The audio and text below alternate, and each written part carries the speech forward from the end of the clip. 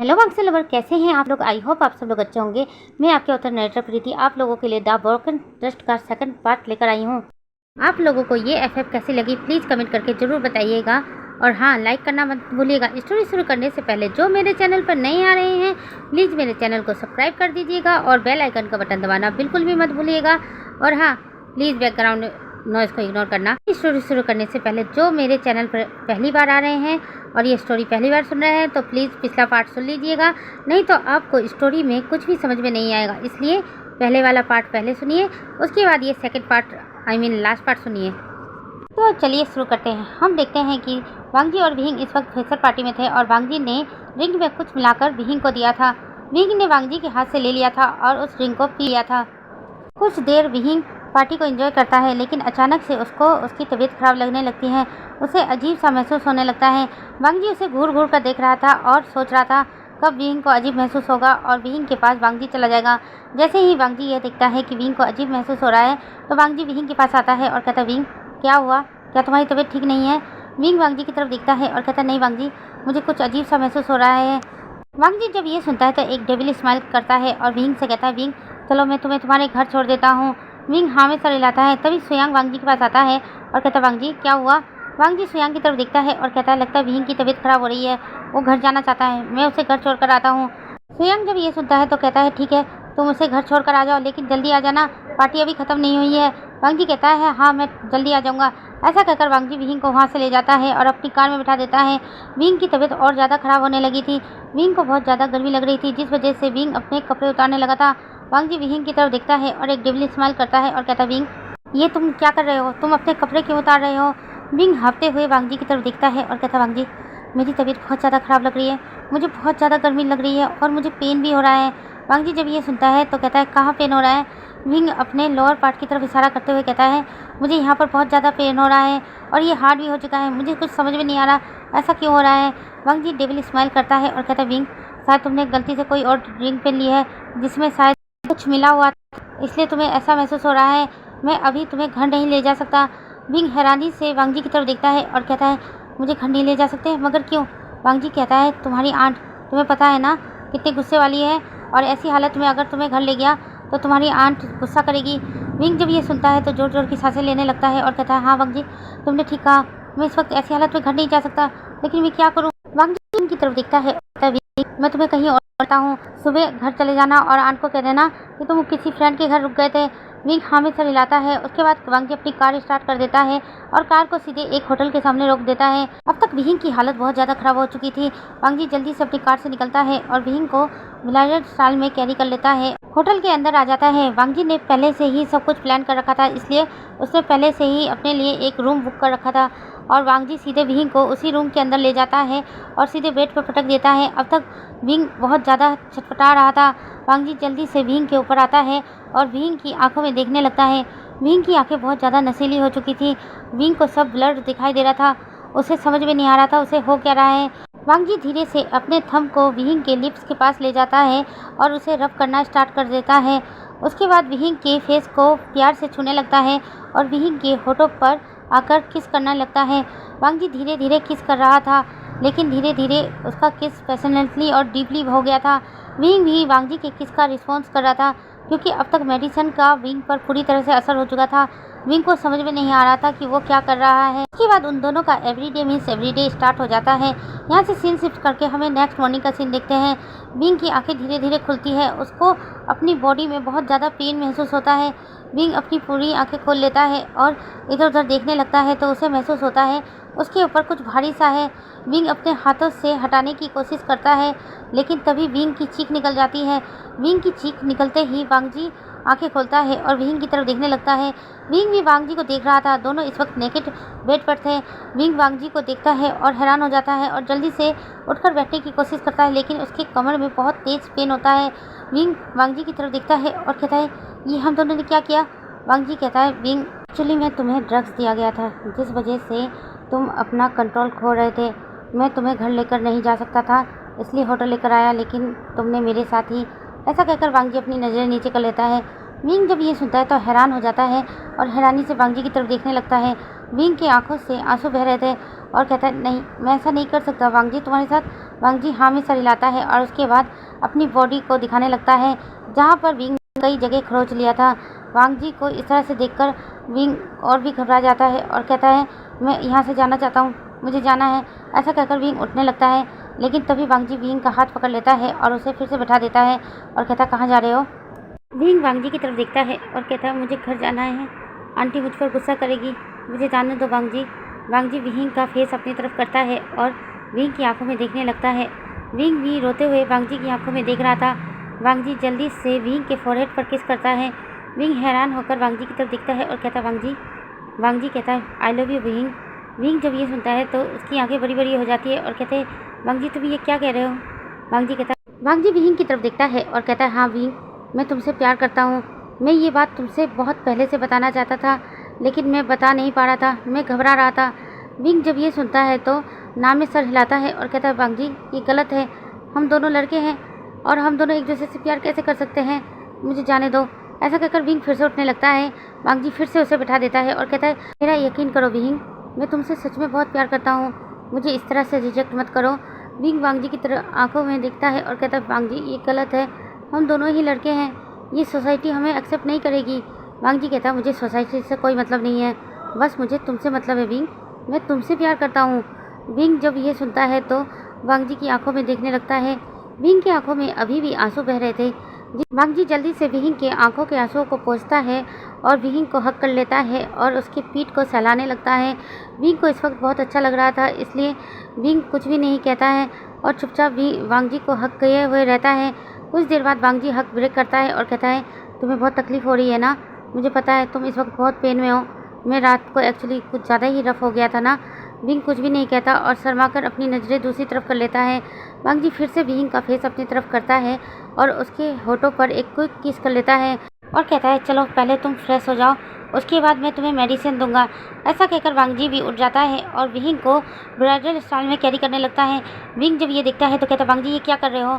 वांग जी कहता है कि तुम चलने की हालत में नहीं हो विंग, पहले तुम थोड़ा फ्रेश हो जाओ, उसके बाद मैं तुम्हें मेडिसिन देता हूँ। ऐसा कहकर वांग जी विंग को वॉशरूम में ले जाता है और बाथटब में बैठा देता है और वार्म वाटर फिल करने लगता है और विंग से कहता है कि तुम थोड़ी देर इस वार्म वाटर में रहो तो तुम्हें अच्छा लगेगा और मैं तब तक तुम्हारे लिए मेडिसिन और कुछ खाने के लिए मंगवा लेता हूँ। ऐसा कहकर वांग जी वॉशरूम से बाहर आ जाता है। विंग अभी भी बाथटब में बैठा हुआ था और सोच रहा था क्या हो गया उससे, क्या वांग जी सच में उससे प्यार करता है। विंग के मन में भी वांग जी के लिए थोड़ी थोड़ी फीलिंग थी, लेकिन विंग ने कभी भी इस चीज़ को वांग जी के सामने एक्सप्रेस नहीं किया था। लेकिन आज विंग के मन में वांग जी के लिए फीलिंग आ रही थी। विंग कभी मुस्कुरा रहा था, कभी डर रहा था और कभी सोच रहा था क्या हम सही कर रहे हैं। उधर वांग जी वॉशरूम से बाहर आने के बाद एक डेविल स्माइल करता है और विंग के लिए मेडिसिन और कुछ खाने के लिए मंगाता है। कुछ देर बाहर रुकने के बाद वांग जी फिर से वॉशरूम के अंदर जाता है और विंग को देखने लगता है। विंग बाथटब में ही सो चुका था।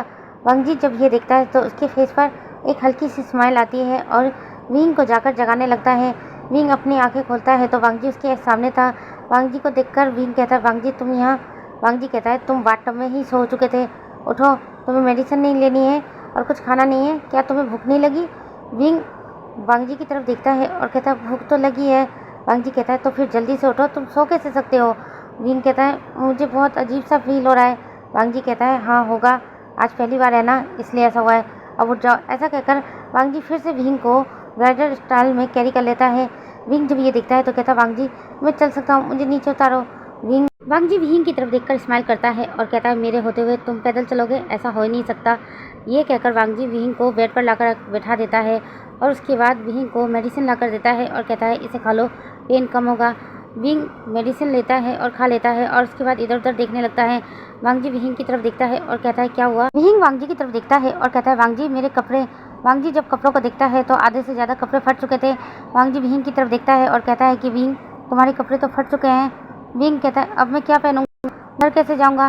वांग जी एक मिनट, तुमने मेरी में कपड़े किए थे, तुम पुराने कपड़े में मैं अभी लेकर आता हूँ।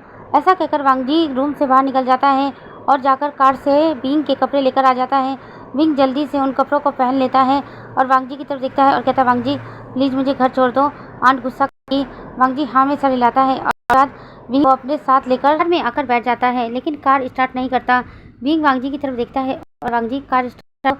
वांग जी विंग की तरफ देखकर स्माइल करता है और कहता है मैंने तो तुम्हें अपना प्यार कन्फेस कर दिया, लेकिन तुमने अभी तक मुझसे अपना प्यार कन्फेस नहीं किया है। वांग जी की बात सुनकर विहिंग थोड़ा शर्मा जाता है और अपनी नज़रें नीचे कर लेता है और हाँ में सर हिला देता है। वांग जी जब ये देखता है तो जल्दी से विहिंग के आता है और उसके चिक्स पर एक क्विक किस कर लेता है। विहिंग हैरान होकर वांग जी की तरफ देखने लगता है और कहता है, तुमने मुझे किस क्यों किया? वांग जी विहिंग की तरफ देखता है और मुस्कुराता है और कहता है, क्योंकि मैं तुमसे प्यार करता हूँ और तुम भी मुझसे प्यार करते हो, और किसके अलावा तो हमारे बीच और बहुत कुछ हो चुका है ना विहिंग, क्या तुम रात की बात भूल गए हो? विंग जब ये सुनता है तो उसे शर्म आ जाती है। कार के विंडो के बाहर देखने लगता है। वांग जी कार स्टार्ट कर देता है और विहिंग को उसके घर छोड़ देता है। विंग जब अपने घर आता है तो मैडम यू गुस्से से विहिंग की तरफ देखती है और कहती है, तुम रात भर कहाँ थे? विंग घबराते हुए मैडम यू की तरफ देखता है और कहता है, आंट वो मैं अपने एक फ्रेंड के घर रुक गया था क्योंकि रात काफ़ी हो चुकी थी ना। मैडम यू जब ये सुनती है तो वो पूछती है, क्या तुम मियान मैन के साथ रुके थे? विंग ना चाहते हुए भी हाँ में सर हिला देता है और कहता है, हाँ मैं मियान मैन के घर पर रुका था। मैडम यू जब ये सुनती है तो खुश हो जाती है और कहती है, हाँ अच्छा किया, तुम उससे दोस्ती बढ़ाना और उसे घर पर लेकर आना। मैं जियांग चेंग की शादी उसके साथ करवाना चाहती हूँ, तुम्हें तो पता है ना। विंग हाँ में सर हिला देता है। उसके बाद मैडम यू विंग की तरफ देखती है और कहती है, जाकर जल्दी से नाश्ता बनाओ, मैंने सुबह से कुछ भी नहीं खाया है। विंग जब ये सुनता है तो जल्दी से किचन में चला जाता है और मैडम यू के लिए नाश्ता बनाने लगता है। यहाँ से टाइम स्किप करके हमें 1 महीने बाद का सीन देखते हैं। इन 1 महीने में वांग जी और विहिंग काफ़ी एक दूसरे के करीब आ चुके थे। वांग जी जब भी विहिंग को अकेला देखता था तो उसके लिप्स पर किस कर दिया करता था या कभी कभी विहिंग को अपने साथ बाहर ले जाया करता था। वांग जी के फ्रेंड भी ये देखकर हैरान हो रहे थे कि वांग जी इतना बदल कैसे रहा है और वो विहिंग के इतने करीब क्यों हैं। एक दिन विहिंग और वांग जी एक दूसरे को किस कर रहे थे, तभी वहाँ पर सुयांग आ जाता है। सुयांग वांग जी और विहिंग को इस तरह से किस करता हुआ देखकर हैरान हो जाता है और कहता है, ये सब क्या चल रहा है? लेकिन सुयांग उस वक्त कुछ भी नहीं कहता और वहाँ से चुपचाप चला जाता है। वांग जी विहिंग से किस को ब्रेक करता है और विहिंग की आंखों में देखते हुए कहता है, विहिंग अब किस से काम नहीं चलेगा, मुझे कुछ और भी चाहिए। ऐसा कहकर वांग जी अपनी उंगलियों से खेलने लगता है। विहिंग वांग जी की तरफ गुस्से से देखता है और कहता है कि तुम्हारा दिमाग खराब है, मैं ऐसा कुछ नहीं करने वाला, और कॉलेज में तो बिल्कुल नहीं। वांग जी कहता है, तो फिर कहीं चले। विहिंग वांग जी के हाथ में मारता है और कहता है, नहीं बिल्कुल नहीं, मैं क्लास जा रहा हूँ, मेरी क्लास स्टार्ट हो गई है, तुम्हारी वजह से अक्सर क्लास जाने में लेट हो जाता है। टीचर भी अब गुस्सा करने लगे हैं कि मैं क्लास में लेट क्यों आता हूँ। ऐसा कहकर विहिंग अपना सारा सामान उठाता है और वहाँ से जाने लगता है। वांग जी विहिंग को जाता हुआ देख रहा था और स्माइल कर रहा था। जैसे ही विहिंग वांग जी के सामने से ओझल हो जाता है तो वांग जी के फेस पर एक डेविल स्माइल आ जाती है। उसके बाद वांग जी अपने फ्रेंड्स के पास चला जाता है। सुयांग वांग जी को घूर घूर कर देख रहा था।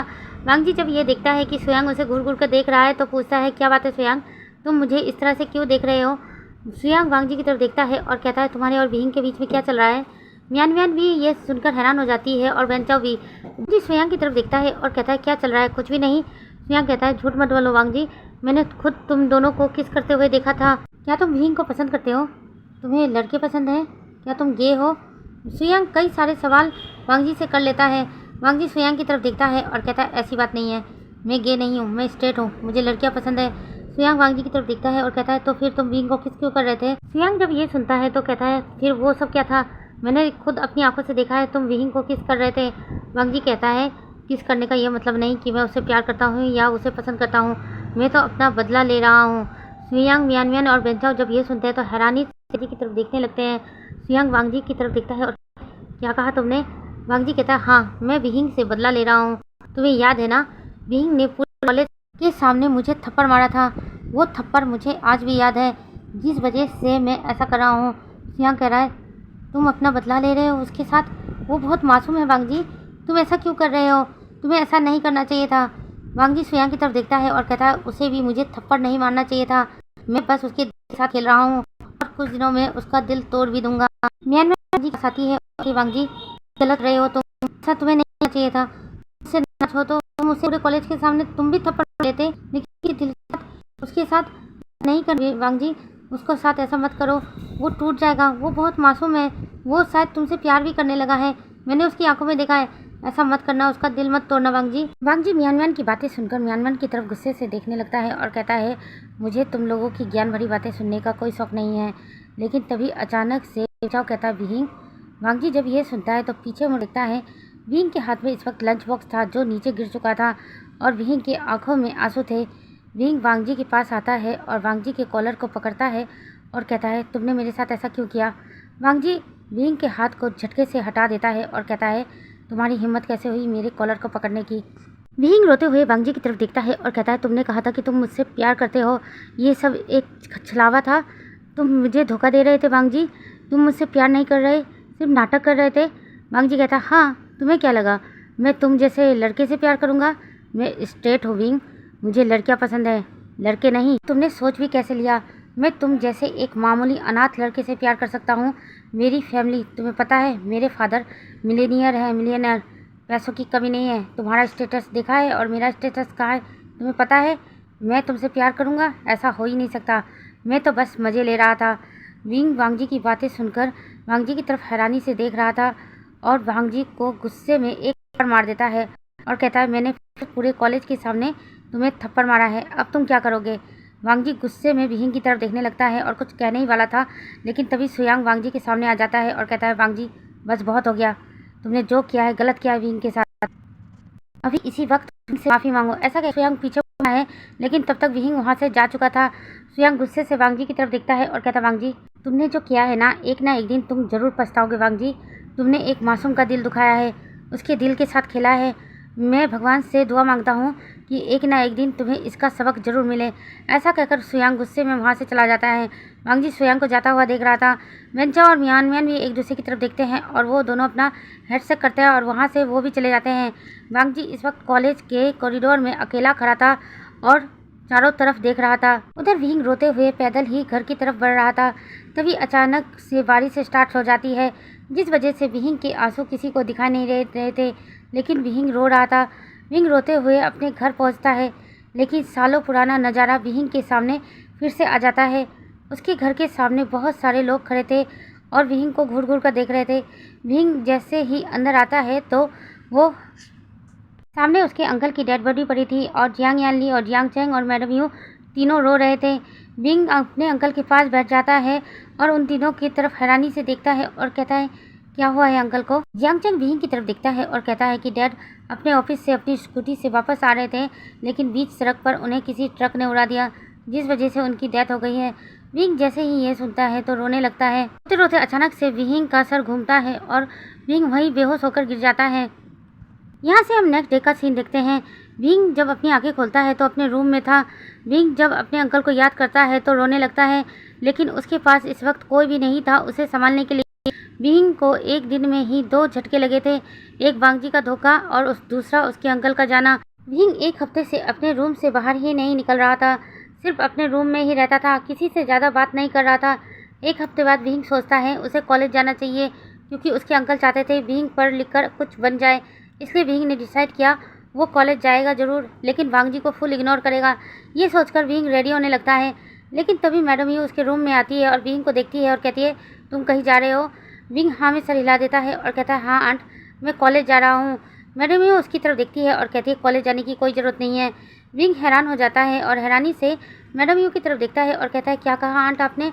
मैडम यू उसकी तरफ देखती है और कहती है, हाँ अगर तुम कॉलेज गए तो घर का खर्चा कैसे चलेगा। मैंने 2-3 जगह बात की है, वहाँ जाकर तुम्हें पार्ट टाइम जॉब करनी पड़ेगी। विंग जब ये सुनता है तो हैरान हो जाता है और कहता है, लेकिन आंट मैं तो पढ़ना चाहता हूँ। मैडम यू गुस्से से विंग की तरफ देखती है और कहती है, इतने सालों तक तुम्हें हमने अपने घर पर खिलाया पिलाया रखा, इसका एहसान नहीं चुकाना है तुम्हें। तुम्हारे अंकल ने तुम्हारे लिए कितना कुछ किया है, अब जब तुम्हारे इस घर को ज़रूरत है तो तुम मना कर रहे हो। विंग जब ये सुनता है तो कहता है, ठीक है आंट आप जैसा कह रही हो मैं वैसे ही करूँगा, अब से मैं कॉलेज नहीं जाऊँगा, मैं जॉब पर चला जाऊँगा। मैडम यू जब ये सुनती है तो कहती है, गुड बॉय। ऐसा कहकर मैडम यू विंग के रूम से बाहर निकल जाती है। विंग जाकर अपने बेड पर फिर से बैठ जाता है और अपने कॉलेज के कपड़ों को उतारने लगता है। फिर विंग नॉर्मल कपड़े पहनकर जॉब के लिए निकल जाता है। यहाँ से 1 महीने बाद का सीन दिखाते हैं। विंग अपने जॉब पर जा रहा था, वो कॉलेज नहीं जा रहा था, जिस वजह से उसके फ्रेंड्स काफ़ी परेशान थे। मियानमैन एक दिन विंग से मिलने उसके घर आती है। वहाँ पता चलता है कि विंग ने कॉलेज छोड़ दिया है और अब वो जॉब पर जाता है। उस वक्त विंग घर पर नहीं था, जिस वजह से मियानमैन विंग से मिल ही नहीं पाई। उधर कॉलेज में वांगजी से सुयांग, मियानमैन और वेंचाओ तीनों ने ही बात करना बंद कर दिया था। वांगजी उनसे बात करने की कोशिश जरूर करता था, लेकिन वो तीनों वांगजी को इग्नोर करके वहाँ से चले जाया करते थे। यहाँ तक कि सुयांग ने वांगजी को एक दिन सुना दिया था कि तुम्हारी वजह से विंग ने ये कॉलेज छोड़ दिया है, क्योंकि किसी को पता ही नहीं था कि विंग के अंकल इस वक्त इस दुनिया में नहीं है। उधर विंग जब एक दिन अपने पार्ट टाइम जॉब पर था, अचानक से विंग का सर घूमने लगा। विंग को समझ में नहीं आ रहा था कि कुछ दिनों से उसे क्या हो गया है। उसका सर अचानक से घूमने क्यों लगता है। विंग इससे पहले कुछ सोच समझ पाता, उसी वक्त वो बेहोश होकर वहीं पर गिर जाता है। जब रेस्टोरेंट का ओनर जब यह देखता है कि विंग बेहोश हो गया है और होश में नहीं आ रहा, तो वो जल्दी से विंग को हॉस्पिटल ले जाता है और मैडम यू को भी कॉल कर देता है। कुछ देर बाद मैडम यू भी वहाँ पहुँच जाती है और गुस्सा करते हुए कहती है कि इस लड़के ने तो मेरा खर्चा ही बढ़ा दिया, क्या जरूरत थी बेहोश होने की। डॉक्टर जब विंग को अच्छे से चेक कर लेते हैं तो उसका रिपोर्ट लाकर मैडम यू के हाथ में देते हैं। मैडम यू जब विंग रिपोर्ट देखती है तो हैरानी से उसके बड़ी बड़ी हो जाती है। कुछ देर विंग को भी हो सकता है। विंग ये देखता है कि मैडम यू उसके सामने है तो विंग उठकर बैठ जाता है। मैडम यू की तरफ देखता है। मैडम उसके गुस्से से देख रही थी और कहती है घर चलो, मुझे तुमसे कुछ ज़रूरी बात करनी है। विंग हाँ में सर हिलाता है और कुछ भी नहीं कहता और मैडम यू के साथ जाने लगता है। मैडम यू ने हॉस्पिटल के बिल चुका दिए थे और विंग के साथ पैदल ही घर की तरफ जा रही थी। जैसे ही मैडम यू और विंग घर पहुंच जाते हैं तो मैडम यू विंग की तरफ गुस्से में देखती है और विंग को एक जोरदार स्लैप मारती है। विंग जल्दी से अपने गाल पर हाथ रख लेता है और मैडम यू की तरफ देखने लगता है। मैडम यू गुस्से में विंग की तरफ देखती है और कहती है कौन है वो। विंग हैरानी से मैडम यू की तरफ देख रहा था। मैडम यू कहती है कौन है वो जिसके साथ तुमने रंगरलियां मनाई है और अब तुम उसके बच्चे से प्रेग्नेंट हो। विंग जब ये सुनता है तो हैरानी से मैडम यू की तरफ देखने लगता है और कहता है आंटी आप क्या कह रही हो, मैं प्रेग्नेंट, ये कैसे हो सकता है, मैं तो एक लड़का हूँ ना। मैडम यू जल्दी से रिपोर्ट विंग के मुंह पर मार देती है और कहती है इसे पढ़ो, तुम प्रेग्नेंट हो। विंग जल्दी से रिपोर्ट उठाकर पढ़ने लगता है और विंग के आंखों में आंसू आ जाते हैं और वो मैडम यू की तरफ देखने लगता है। मैडम यू अभी भी गुस्से में विंग की तरफ देख रही थी और विंग के पास आती है और फिर से उसे एक जोरदार स्लैप मारती है और कहती है अब बताओ कौन है वो।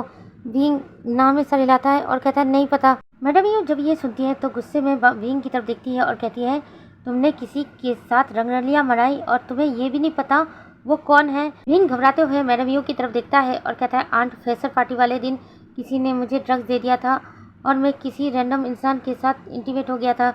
विंग जानबूझकर मैडम यू के सामने वांगजी का नाम नहीं लेता क्योंकि विंग को पता है अगर मैडम यू को पता चल गया कि वो शख्स वांगजी है और वांगजी बहुत अमीर है तो मैडम यू यहाँ पर भी अपना फ़ायदा ही ढूंढेगी, इसलिए विंग वांगजी का नाम छुपा लेता है। मैडम यू गुस्से में विंग की तरफ देखती है और कहती है अपना सामान लो और निकलो यहाँ से। विंग जब यह सुनता है तो हैरानी से मैडम यू की तरफ देखता है और कहता है आंट आप ये क्या कह रही हो। मैडम यू कहती है मैं एक पल और भी तुम्हें बर्दाश्त नहीं कर सकती, अपना सामान लो और निकलो यहाँ से। अगर किसी को पता चल गया कि तुम एक लड़के होकर प्रेग्नेंट हो गए तो हमारी कितनी बदनामी होगी तुम्हें पता है। अभी भी मेरी बेटी की शादी नहीं हुई है, अभी भी चैंग का कोई कैरियर सेलेक्ट नहीं हुआ है, उनकी ज़िंदगी बर्बाद हो जाएगी। मैं नहीं चाहती मेरे बच्चों की ज़िंदगी बर्बाद हो, इसलिए तुम अपना सामान लो और निकलो यहाँ से। विंग जब सुनता है घबरा जाता है और मैडम यू के पास आता है और कहता है आप क्या करें, मैं चल जाऊँगा। मैडम यू कहता है जिसके साथ तुम रंगरलियां मनाई है, जिसका बच्चा तुम अपने अंदर बैठे हो। कहकर मैडम यू वहाँ चली जाती है। विंग चुपचाप ही रूम में रह जाता है, उसकी आंखों से इस वक्त आंसू बह रहे थे। विंग धीरे धीरे अपने रूम की तरफ बढ़ने लगता है और एक बैग लेता है और उसमें अपना सारा सामान रखने लगता है। सारा सामान लेकर उस घर से बाहर निकल जाता है और रास्ते में चलने लगता है और मन में सोचता है उसे अब क्या करना चाहिए। उसे ये बात वांगजी को बतानी चाहिए कि वो प्रेग्नेंट है। एक बार विंग सोचता है कि नहीं, वो वांगजी को कुछ भी नहीं बताएगा। फिर दूसरे पल सोचता है कि नहीं, ये बच्चा वांगजी का भी है, मुझे वांगजी को बताना चाहिए। लेकिन इस वक्त वांगजी कहाँ मिलेगा, विंग को नहीं पता था। तभी विंग को नियोसेंग की याद आती और सोचता है नियोसेंग को जरूर पता होगा कि इस वक्त कहाँ पर है, मुझे नियोसेंग जाना चाहिए। ये सोचकर विंग नियोसेंग के घर पहुंच जाता है। विंग जब नियोसेंग के घर पहुंचता है तो शाम हो चुकी थी। नियोसेंग विंग को देखकर हैरान हो जाता है और कहता है विंग तुम यहाँ पर। विंग अपनी नज़र नीचे करता है और कहता है हाँ नियोसेंग, तुम बता सकते हो कि इस वक्त वांगजी कहाँ पर है। नियोसेंग कहता है तुम्हें वांगजी से क्या काम है, उससे पहले ये बताओ कि तुम 2 महीने से कहाँ गायब हो गए थे और तुम कॉलेज भी नहीं आ रहे थे। विंग अपनी नज़रें नीचे ही रखता है और कहता है एक्चुअली में नियोसेंग मैंने कॉलेज छोड़ दिया है। नियोसेंग कहता है हाँ मैं जानता हूँ, म्यान बता रही थी कि तुमने कॉलेज छोड़ दिया, लेकिन क्यों। विंग नियोसेंग की आंखों में देखता है और कहता है एक्चुअली में मेरे अंकल की डेथ हो चुकी है और घर को संभालने वाला कोई नहीं था, जिस वजह से मैंने कॉलेज छोड़ दिया और पार्ट टाइम जॉब कर रहा हूँ। लेकिन अभी इसी वक्त मुझे वांगजी के बारे में जानना है। नियोसेंग क्या तुम्हें पता है वांगजी इस वक्त मुझे कहाँ मिलेगा। नियोसेंग कहता है अभी तो शाम हो रही है, वांगजी इस वक्त क्लब जाता है, मेरे गगा के क्लब में अक्सर मैंने वांगजी को देखा है, तुम चाहो तो उसे वहाँ मिल सकते हो। लेकिन तुम्हें अचानक वांगजी से क्या काम है। विंग कहता है कुछ ज़रूरी काम है, क्या तुम मुझे ले जा सकते हो। नियोसेंग कहता है हाँ उसके बाद नियो सेंग अपनी मोटरसाइकिल निकालता है और विंग को बैठने को बोलता है। विंग बहुत सावधानी से नियो सेंग की मोटरसाइकिल पर बैठ जाता है और कहता है, नियो सेंग बाइक थोड़ा धीरे चलाना। नियो सेंग मुँह में सर हिलाता है और अपनी बाइक स्टार्ट कर देता है और बाइक को सीधे अपने भाई के क्लब ले जाता है। नियो सेंग विंग की तरफ देखता है और कहता है, विंग तुम अंदर जाओ, मैं अभी आता हूँ। विंग हाँ में सर हिलाता है और क्लब के अंदर आ जाता है और वांगजी को ढूंढने लगता है। कुछ देर ढूंढने के बाद विंग को वांगजी दिखाई देता है। वांगजी इस वक्त अपने कुछ आवारा दोस्तों के साथ बैठकर ड्रिंक कर रहा था। विंग जब वांगजी को देखता है तो वांगजी के पास जाता है। वांगजी अभी भी ड्रिंक कर रहा था। वांगजी को जब महसूस होता है कि उसके पास कोई है तो वांगजी अपना सर उठाकर देखता है तो विंग उसके सामने खड़ा था। विंग को देखकर वांगजी अजीब सी स्मेल करता है, कहता है, तुम यहाँ पर? विंग वांगजी को कहता है, वांगजी मुझे तुमसे कुछ ज़रूरी बात करनी है। वांगजी अपने आवारा दोस्तों की तरफ देखता है और कहता है कि हाँ बोलो, क्या बात करनी है? विंग कहता है, मैं तुमसे अकेले में बात करना चाहता हूँ। वांगजी विंग की तरफ देखता है और कहता है, जो बात करनी है सबके सामने करो, मैं तुम्हारे साथ अकेले में कोई भी बात नहीं कर सकता। विंग वांगजी की तरफ देखता है और कहता है, वांगजी प्लीज़ मुझे तुमसे बहुत बात करनी है, प्लीज़ अकेले में चलो, मुझे तुमसे बात करनी है। वांगजी विंग की तरफ गुस्से से देखता है और कहता है, मैं तुमसे कोई भी बात नहीं करना चाहता और अगर तुम्हें करना ही है तो सबके सामने करो। वांगजी की बात सुनकर विंग के आंखों में आंसू आ जाते हैं। विंग एक गहरी सांस लेता है और वांगजी की तरफ देखने लगता है। वांगजी फिर से ड्रिंक कर रहा था। विंग वांगजी से कहता है, वांगजी मैं प्रेग्नेंट हूँ।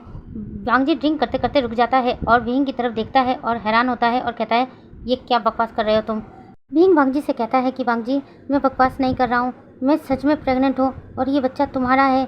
वांगजी जोर जोर से क्लैपिंग करने लगता है और कहता है, वाह क्या बकवास है, तुम प्रेग्नेंट हो और ये बच्चा मेरा है।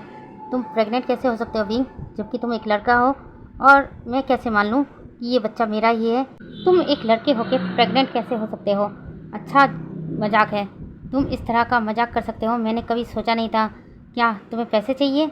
मैं तुम्हें पैसे देने के लिए तैयार हूँ, लेकिन मेरे सामने ऐसा बकवास मत करो। विंग रोते हुए कहता है, नहीं वांगजी मैं सच बोल रहा हूँ, मैं सच में प्रेग्नेंट हूँ। वांगजी कहता है, अच्छा सच में प्रेग्नेंट हो, लेकिन ये बच्चा मेरा नहीं है। ऐसा कहकर वांगजी फिर से अपने दोस्तों के पास बैठ जाता है और कहता है, देखो देखो ये लड़का मुझसे प्यार करता है और मुझे पाने के लिए ये प्रेग्नेंट होने का नाटक कर रहा है। तुम लोगों ने कभी सुना है कि कभी कोई लड़का प्रेग्नेंट होता है? विंग वांगजी की बात सुनने के बाद वांगजी की तरफ दिखता है और कहता है, वांगजी मैं नाटक नहीं कर रहा हूँ, मैं सच में प्रेग्नेंट हूँ। ऐसा कहकर विंग पॉकेट से मेडिकल रिपोर्ट निकालता है और वांगजी के सामने बढ़ा देता है। वांगजी उस मेडिकल रिपोर्ट को लेता है और पढ़ने लगता है और उस मेडिकल रिपोर्ट को फाड़ कर टुकड़ों में उड़ा देता है और विंग की तरफ देखने लगता है और कहता है, इस तरह की रिपोर्ट तो 100 रुपये में भी बन जाते हैं। तुमने डॉक्टर को कितने पैसे दिए ऐसी फेक रिपोर्ट बनाने के लिए? विंग कहता है, ये फेक रिपोर्ट नहीं थी, ये रियल है। वांगजी कहता है, अच्छा चलो मैं मान लेता हूँ रियल है, और तुम सच में रियल में प्रेग्नेंट हो और तुम कह रहे हो ये बच्चा मेरा है ना, तो मुझे नहीं चाहिए बच्चा, अबॉर्ट करवा दो। ऐसा कहकर वांगजी अपने दोस्तों की तरफ देखकर हंसने लगता है। विंग जब वांगजी की बातें सुनता है तो हैरान हो जाता है और एक स्टैचू बने हुए वांगजी की तरफ देखने लगता है। वांगजी विंग की तरफ देखता है और कहता है, अब तुम यहाँ से जा सकते हो, लेकिन विंग अभी भी वांगजी को घूर घूर कर देख रहा था। वांगजी कहता है, क्या हुआ, नहीं जा रहे यहाँ से? ओ तुम्हें पैसे चाहिए ना? ऐसा कहकर वांगजी अपनी जेब से एक नोट की गड्डी निकालता है और विंग के हाथ में देता है और कहता है, जाकर गिरवा दो उसे, मैं इस बच्चे को नहीं एक्सेप्ट करने वाला। ऐसा कहकर वांगजी वहाँ से चला जाता है। विंग अभी भी चुपचाप वहीं पर खड़ा था। विंग के हाथों से वो नोटों की गड्डी गिर जाती है। विंग की आंखों से इस वक्त लगातार आंसू बह रहे थे। कुछ देर विंग वहीं पर खड़ा रहता है और वहाँ से चुपचाप चला जाता है। तभी नियो सेंग अंदर आता है। नियो सेंग के साथ सुयांग भी था। एक्चुअली में जब नियो सेंग अपनी मोटरसाइकिल पार्क कर रहा था तब सुयांग भी वहाँ आया था और नियो सेंग सुयांग से बात करने लगा था। कुछ देर बाद दोनों क्लब के अंदर आते हैं तो देखते हैं कि विंग वहाँ पर नहीं है, तो वो आकर वांगजी के फ्रेंड से पूछने लगते हैं कि यहाँ पर एक लड़का आया था और वांगजी से मिलने, वो कहाँ गया है? उसके फ्रेंड्स कहते हैं पता नहीं, लेकिन वांगजी बहुत गुस्सा कर रहा था। तभी वांगजी भी वहाँ आ जाता है। नियो सेंग वांगजी को देखकर कहता है, वांगजी विंग कहाँ पर है? वांगजी नियो सेंग की तरफ देखता है और कहता है, मुझे क्या पता। नियो सेंग कहता है, विंग तुमसे मिलने आया था, क्या वो तुमसे मिला नहीं? वांगजी कहता है कि मिला है और क्या बकवास कर रहा था कि वो प्रेग्नेंट है। तभी सुयांग जब ये सुनता है तो वांगजी की तरफ देखने लगता है और कहता है, क्या कहा तुमने? वांगजी स्माइल करता है और कहता है, हाँ वो यही बकवास कर रहा था कि वो मेरे बच्चे से प्रेग्नेंट है। सुयांग वांगजी के करीब आता है और कहता है, क्या विंग ने ऐसा कहा? वांगजी हाँ में सर हिलाता है और कहता है, हाँ वो इसी तरह की बकवास कर रहा था। तुम लोगों ने कभी सुना है लड़के प्रेग्नेंट हो सकते हैं, लेकिन विंग कह रहा था कि वो प्रेग्नेंट है। सुयांग वांगजी का कॉलर पकड़ता है और कहता है कि मुझे सच सच बताओ, क्या तुम दोनों इंटीमेट हुए थे? वांगजी सुयांग का हाथ अपने कॉलर से छुड़वाता है और कहता है, हाँ हुआ था। इसका मतलब ये नहीं कि वो जो बोलेगा उसे मैं सच मान लूँगा। वो एक लड़का है सुयांग, वो प्रेग्नेंट कैसा हो सकता है? वो जानबूझकर इस तरह का ट्रिक इस्तेमाल कर रहा है ताकि मैं उसे अपनी लाइफ में लूँ और उसकी जिम्मेदारी लूँ। ऐसा कभी नहीं हो सकता। मैं उससे नफरत करता हूँ। सुयांग वांगजी के गाल पर एक जोरदार तमाचा मारता है और कहता है, तुमने ये क्या किया वांगजी? तुम्हें अच्छे से पता है विंग कभी झूठ नहीं बोलता, और अगर ये बात सच है कि विंग प्रेग्नेंट है तो वो प्रेग्नेंट है, और वो बच्चा अगर तुम्हारा है तो विंग सच बोल रहा है, वो बच्चा तुम्हारा है। कभी तुमने सोचा इस बारे में? वांगजी जब सुयांग की ये बात सुनता है तो कहता, क्या फ़र्क पड़ता है, वैसे भी ना तो मुझे विंग चाहिए और ना वो बच्चा। सुयांग गुस्से में वांगजी की तरफ देखता है और कहता है, शर्म करो वांगजी, तुमने एक लड़के की ज़िंदगी बर्बाद कर दी। उसके बाद सुयांग नियो सेंग की तरफ देखता है। नियो सेंग के हाथ में इस वक्त एक बैग था। सुयांग कहता है, ये बैग किसका है? नियो सेंग कहता है, जब विंग आया था तो उसके हाथ में यही बैग था, और विंग को हमें ढूंढना पड़ेगा सुयांग। सुयांग नियो सेंग की बात सुनने के बाद हाँ में सर हिलाता है और गुस्से में वांगजी की तरफ देखता है और कहता है, तुम उनकी जिम्मेदारी नहीं लेना चाहते ना, और ना उस बच्चे की। मैं उस बच्चे की जिम्मेदारी और विंग की। आज के बाद अपना ये चेहरा मुझे मत दिखाइए वांगजी। ऐसा कहकर सुयांग वहाँ से गुस्से में चला जाता है। नियो सेंग भी सुयांग के पीछे पीछे जाने लगता है। सुयांग के लास्ट शब्द वांगजी को बहुत बुरे लगे, जिस वजह से वांगजी ने अपने हाथों की मुट्ठियां कस ली। उधर हम विहिंग को देखते हैं। क्लब से बाहर निकलने के बाद विहिंग बस चले जा रहा था। उसे नहीं पता था कि उसे कहाँ जाना है, बस वो चलता ही रहा था। चलते चलते वो एक हिल के पास पहुँच जाता है और हिल को देखने लगता है और अपने मन में सोचता है, इस ज़िंदगी से अच्छा है तो मैं इस ज़िंदगी को ख़त्म ही कर देता हूँ। ये सोचकर वो हिल के ऊपर जाने लगता है। तभी एक कार वहाँ से गुजरती है। उस कार में एक ओल्ड मैन बैठा हुआ था और वो खिड़की से बाहर देख रहा था। तभी उसका ड्राइवर कहता है, सर इतनी रात को वो बच्चा उस हिल पर क्यों जा रहा है? उस ओल्ड मैन की नज़र भी उस विहिंग पर पड़ती है और वो कहता है, शायद वो बहुत दुखी है या बहुत खुश। इंसान जब ज़्यादा खुश होता है तो अकेला रहना पसंद करता है, या जब ज़्यादा दुखी, और अगर वो दुखी है तो इसका मतलब। तभी उस ओल्ड मैन को कुछ क्लिक होता है। वो जल्दी से ड्राइवर की तरफ देखता है और कहता है कि कार रोको। ड्राइवर हैरानी से उस ओल्ड मैन की तरफ देखता है और कहता है, सर। वो ओल्ड मैन कहता है, कार रोको, वो बच्चा सुसाइड करने जा रहा है। तभी ड्राइवर जल्दी से कार रोक देता है और वो ओल्ड मैन कार से बाहर निकलता है और वो भी हिल की तरफ जाने लगता है। विंग इससे पहले कि कूद पाता, वो ओल्ड मैन विंग का हाथ पकड़ लेता है और कहता है, क्या हुआ बच्चे, खुद को ख़त्म करने आए हो यहाँ पर? विंग उस ओल्ड मैन की तरफ देखता है और कहता है, मैं जीना नहीं चाहता, मैं मरना चाहता हूँ। वो ओल्ड मैन विंग की तरफ देखता है और कहता है, एक बात बताओ, तुम्हारे मरने से क्या किसी को कुछ फ़ायदा हो सकता है? विंग ओल्ड मैन की तरफ हैरानी से देख रहा था और कहता है, क्या? ओल्ड मैन कहता है, अगर तुम मरते हो तो क्या को फ़ायदा हो रहा है? अगर फ़ायदा है तो तुम शौक से कूद सकते, और अगर किसी को नुकसान तुम्हारे ज़िंदा रहने से तो मुझे बताओ, मैं उसका नुकसान कंप्लीट कर दूंगा। विंग कहता है, आप किस तरह की बातें कर रहे हैं, मेरी समझ में बिल्कुल भी नहीं आ रहा। ओल्ड मैन मुस्कुरा देता है और कहता है, बेटा मेरे साथ आओ। ऐसा कहकर विंग का हाथ पकड़कर एक जगह लेकर आ जाते हैं और विंग को बैठने का इशारा करते हैं। विंग ना चाहते हुए भी उस ओल्ड मैन की बात मान लेता है और नीचे बैठ जाता है। ओल्ड मैन भी उसके पास जाकर बैठ जाता है और कहता है, अब बताओ क्या हुआ है ऐसा जिससे तुम अपने आप को ख़त्म करने आए हो? विंग के आंखों में इस वक्त आंसू थे। विंग उस ओल्ड मैन की तरफ देखता है और कहता है, कोई नहीं है मेरा जिसके लिए मैं जीऊँ। सब छोड़कर जा चुके हैं मुझे। जिससे प्यार किया उसने धोखा दे दिया। वो ओल्ड मैन उसकी तरफ देखता है और कहता है, मुझे अपने बारे में बताना चाहोगे? बताने से तुम्हारा मन हल्का हो जाएगा। विंग उस ओल्ड मैन की तरफ देखता है और अपने बारे में सब कुछ बताने लगता है। वो ओल्ड मैन विंग की सारी बातें सुनने के बाद एक गहरी सांस छोड़ता है और कहता है, तो इसमें इसकी क्या गलती जो तुम्हारे अंदर पल रहा है? विंग हैरानी से उस ओल्ड मैन की तरफ देखता है और कहता है, मैं एक लड़का हूँ, फिर भी प्रेग्नेंट हो गया, लोग क्या कहेंगे? इससे अच्छा तो मेरा मर जाना ही ठीक है ना? वो ओल्ड मैन कहता है, हाँ मर जाना तो ठीक है, लेकिन नुकसान किसका होगा? सिर्फ तुम्हारा। तुम अपने साथ साथ इस नन्ही सी जान की भी जान ले रहे हो। तुम ये शायद बात भूल रहे हो। विंग कहता है, इस दुनिया में लाकर भी तो क्या करूँगा, लोग इसे जीने नहीं देंगे। मैं एक लड़का हूँ और प्रेग्नेंट हो गया, आपको ये डिस्कस्टिंग नहीं लगता? वो ओल्ड मैन मुस्कुरा देता है और कहता है, डिस्कस्टिंग? ये तो बहुत अच्छी बात है, ये डिस्कस्टिंग कैसे हो सकता है? तुम्हें पता है एक माँ बनना कैसा होता है? ये तो एक आशीर्वाद है तुम्हारे लिए। तुमने कहा ना तुम्हारे पास जीने की कोई वजह नहीं है, तो अपने बच्चे को बनाओ अपने जीने की वजह, उसके लिए जियो, उसके लिए रहो इस दुनिया में, उसे तुम वर्त दो, उसकी खुशी में खुश हो, उसे पालो। तो ये एहसास बहुत अलग होता है बेटा, अपने आप को इस तरह ख़त्म नहीं करते, चलो मेरे साथ। विंग हैरानी से उस ओल्ड मैन की तरफ देखने लगता है और कहता है, आपके साथ? वो ओल्ड मैन कहता है, हाँ मेरे साथ। अब मैं तुम्हें अकेला तो यहाँ छोड़ नहीं सकता। अगर मैंने अकेला छोड़ तो तुम फिर से सुसाइड करने की कोशिश करोगे, इसलिए मेरे साथ चलना होगा।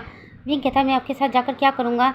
वो ओल्ड मैन विंग की तरफ देखता है और कहता है कि ये तो ठीक है, तुम मेरे साथ जाकर क्या करोगे? एक मेरा पुराना मेंशन है, उसकी देखभाल के लिए मुझे एक टेकर की जरूरत। एक्चुअली मैं तो लेडी थी, वो अब ओल्ड है तो ठीक से देखभाल नहीं कर पाती है, जिस वजह से मुझे यहाँ केयरटेकर ज़रूरत है। क्या तुम मेरे मेंशन को देखभाल करोगे? विंग हैरानी से उस ओल्ड की तरफ देखने लगता है और कहता है, आप मुझे अपने साथ ले जा रहे हो? वो ओल्ड मैन विंग की तरफ देखता है, मुस्कुरा देता है और कहता है, हाँ मैं तुम्हें अपने साथ ले जा रहा हूँ, लेकिन मैं तुम्हें अपने फ्री में नहीं रख सकता।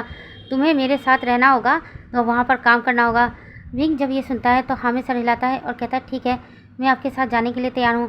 उसके बाद वो ओल्ड मैन विंग को लेकर अपनी कार में बैठ जाता है और विंग की तरफ देखता है और कहता है, मेरा नाम लैन कुरैन है। विंग लैन कुरैन की तरफ देखता है और कहता है, मेरा नाम विहूसान है, लेकिन सब मुझे प्यार से विहिंग बुलाते हैं। लैन कुरैन विहिंग के सर पर प्यार से हाथ चलाते हैं और कहते हैं, बेटा सब कुछ ठीक हो जाएगा, बस समय का इंतज़ार करो और मेरे साथ चलो। मैं तुम्हें जहाँ ले जा रहा हूँ वहाँ तुम आराम से रहोगे और तुम्हारी प्रेगनेंसी भी अच्छे से बीत जाएगी, किसी को कुछ पता नहीं चलेगा।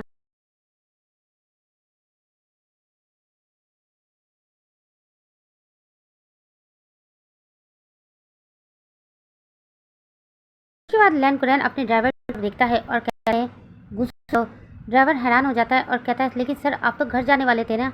लैन कुरैन ड्राइवर की तरफ देखता है और कहता है, मैंने प्लान बदल दिया है, अब गुस्सो चलो। जब ये ड्राइवर ये सुनता है तो हमें सर हिलाता है और गुस्सो के लिए निकल जाता है।